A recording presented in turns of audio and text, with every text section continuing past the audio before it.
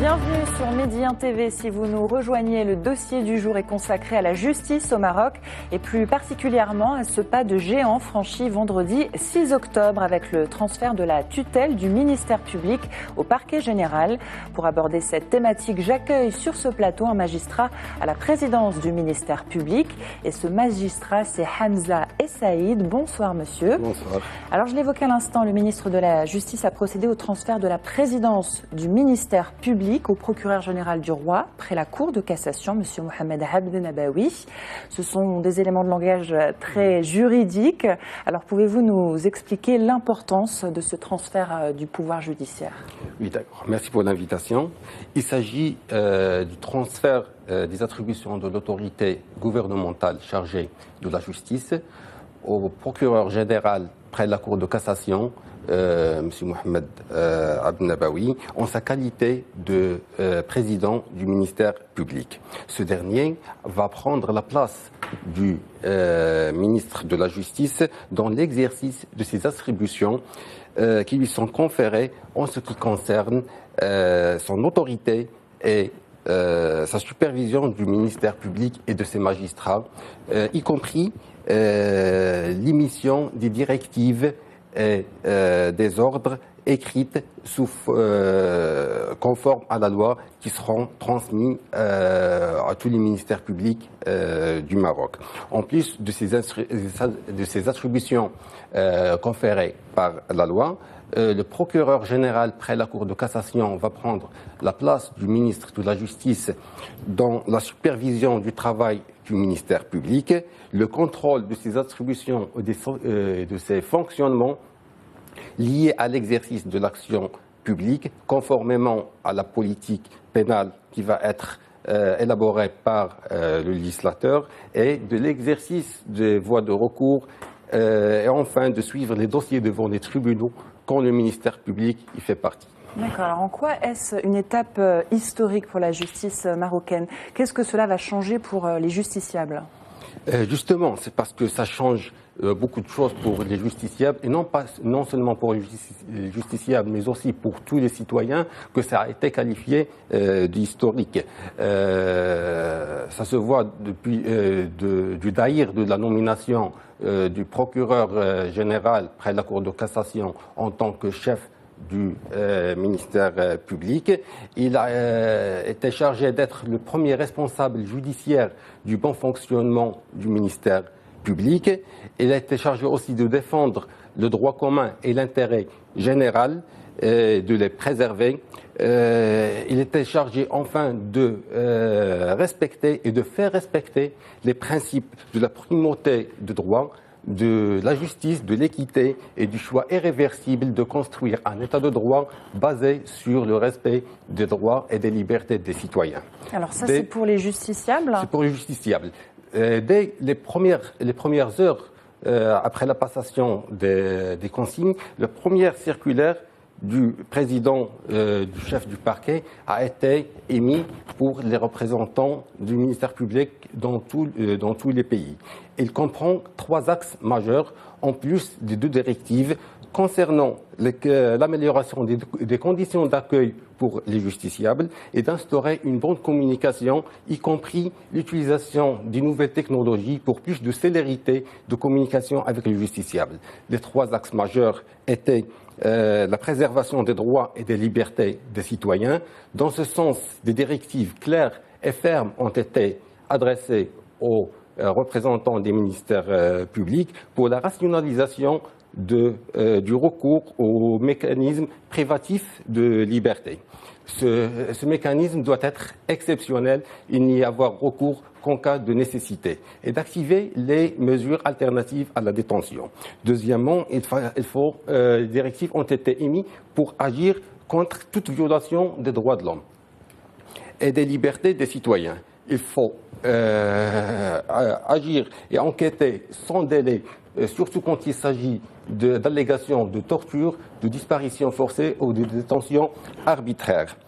Une troisième directive dans le sens de la préservation des droits et des libertés était de faire des visites sur les lieux de détention et de garantir les droits de la défense et de permettre aux avocats de remplir leurs fonctions et de les exercer en toute liberté. Enfin, il fallait respecter les délais raisonnables dans l'exercice de toutes ces fonctions. Le deuxième volet concerne la moralisation de la vie publique et la protection des deniers publics, c'est-à-dire donner un intérêt immédiat à toute dénonciation, protéger les dénonciateurs et les témoins et faire une action immédiate pour l'appréhension et la collecte des preuves. Le troisième et le dernier volet, c'est la protection de la sécurité et de l'ordre public. Il s'agit de la protection contre tous les actes qui sèment la terreur parmi les citoyens. En plus du crime organisé et du terrorisme, il s'agit de faire face aux phénomènes qui dérangent les citoyens, à savoir les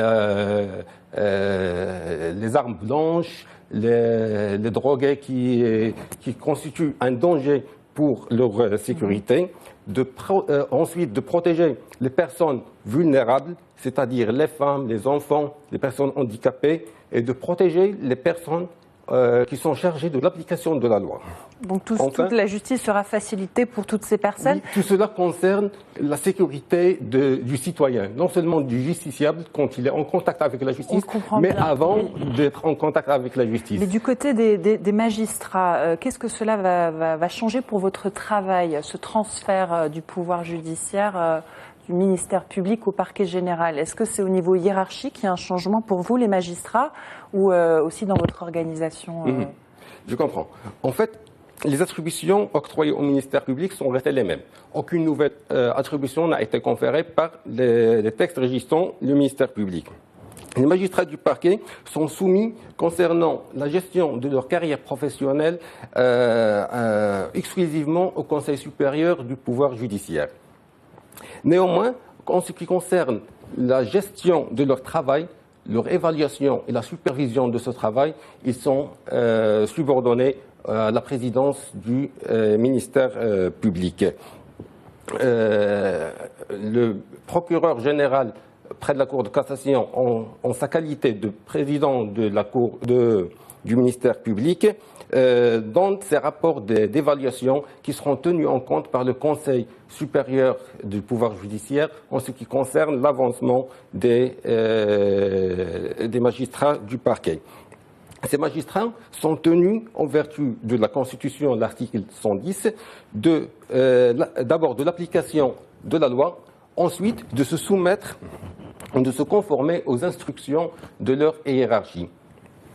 L'article 43 de la loi 106-13 explique que ces instructions doivent être écrites et conformes à la loi. Enfin, comme l'adage dit, si la plume est serve, la parole elle est libre. Le magistrat du parquet peut donner une requête écrite et développer oralement ses opinions, même s'ils sont contraires à ses instructions. Alors une dernière question, le temps nous est compté avant de se quitter. Le parquet général est bien, nous l'avons compris, indépendant du pouvoir législatif et exécutif, mais échappe-t-il à tout contrôle? Indépendant veut-il dire au-dessus des lois, ou autrement dit, est-ce qu'il y a aussi une justice pour la justice? Merci pour cette question pertinente. En fait, le défi était de faire naître un pouvoir judiciaire indépendant des deux autres pouvoirs, mais tout en garantissant l'équilibre et la collaboration entre les pouvoirs.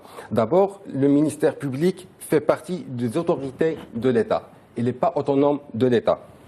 Il n'élabore pas la politique pénale. C'est le Parlement qui l'élabore. Lui, il est tenu de l'exécuter.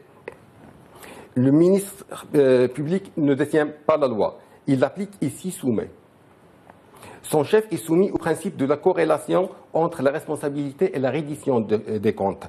Mais c'est la nature de la responsabilité qui détermine les mécanismes de la reddition des comptes. Le chef du ministère public est ainsi responsable devant l'autorité qui l'a nommé et devant le Conseil supérieur du pouvoir judiciaire. Tous les actes du ministère public sont soumis au contrôle immédiat de la justice, étant donné que le juge est le garant et le protecteur des droits et libertés, conformément conformément à l'article 117 de la Constitution. C'est sur cet article qu'on termine. Merci beaucoup Hamza et Saïd de nous avoir éclairé sur la réforme du système judiciaire marocain. Je rappelle que vous êtes magistrat à la présidence du ministère public. Merci d'avoir accepté l'invitation de Médien TV. Merci à vous aussi de rester fidèle à Médien TV. Restez avec nous, l'information continue sur notre antenne.